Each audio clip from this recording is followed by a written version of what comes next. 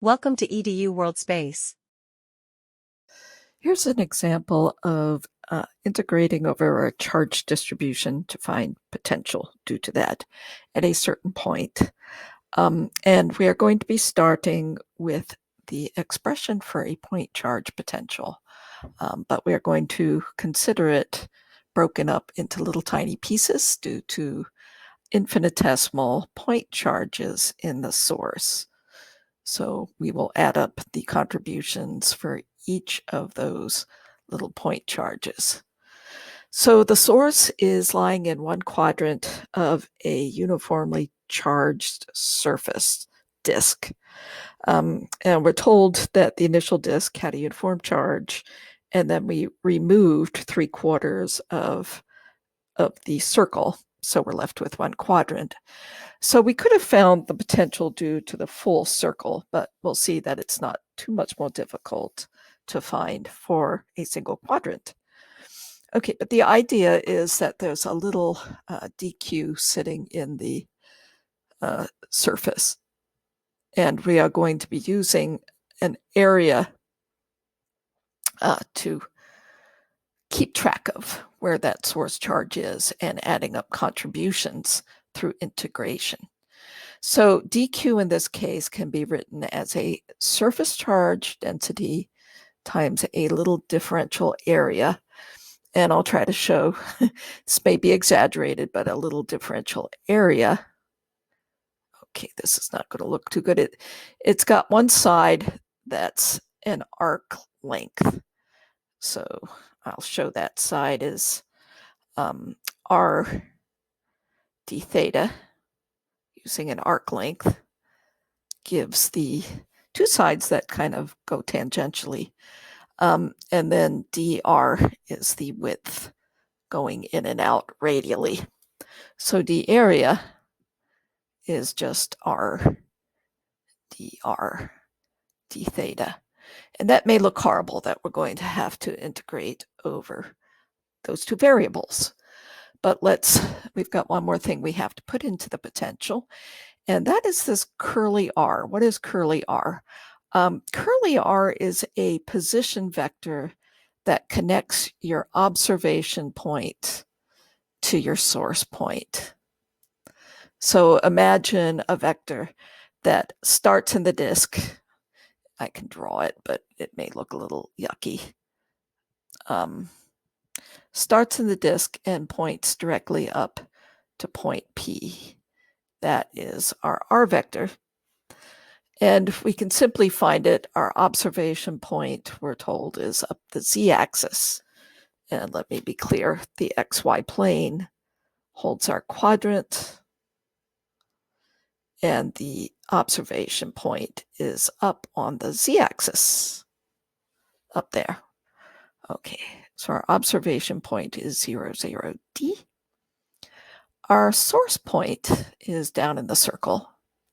So that is simply our cosine theta, our sine of theta,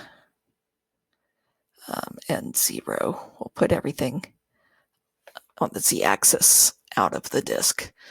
And then we can simply find the magnitude of that by taking the sum of the squares of all the components. And we get r squared cosine squared plus little r squared sine squared plus d squared. Pythagorean theorem coming into play. And so nicely, that does not involve the theta. And it is the last piece that we need in our integral. Okay, so we finally have dV is equal to K, the electrical constant, times sigma, a constant given to us. And notice that the surface charge density is not going to change by cutting the 3 quadrants out. And then we have the integral r dr, and I'll put d theta separate, going from 0 to pi over 2. And then we have curly r down in the denominator.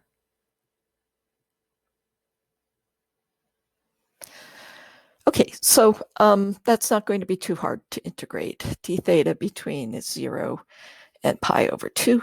We should integrate both sides. And really what we're doing is adding up things in a continuous way. So the theta integral pops out pretty quickly. We'll have to mess around with the r integral. The easiest thing to do is probably a substitution. I see that the denominator has a nice form that if we let r squared plus d squared is equal to u, then 2r dr is du, and we basically have the integral of 1/2 du, u to the 1/2 downstairs, and u goes from the d squared up to big R squared plus d squared. Just putting in for our limits. And that's not too hard to evaluate it. I'll show the final result. There's some, integral of 1 over u to the minus 1/2 is u to the 1/2 over 1/2. Yeah, so we have some factors of 2 that go away, thankfully. It's always good to make those go away. But we're still left with pi over 2.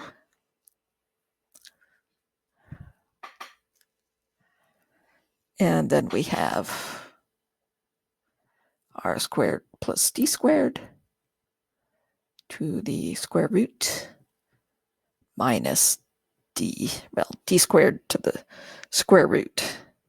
We can simplify that. Okay, and now it's just a matter of putting in our numbers. We are told the radius, we are told the distance d, and the electrical constant is always a known.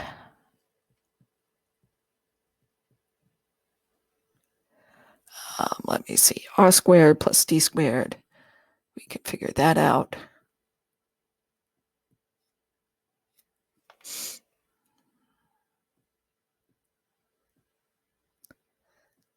And then subtract d. And if everything's in SI units, oops, I forgot the density, didn't I? That's very small. 7.73 times 10 to the minus 15 for femto. And that is all in SI units, so it should come out in volts. And I will just check those numbers just because they are kind of crazy.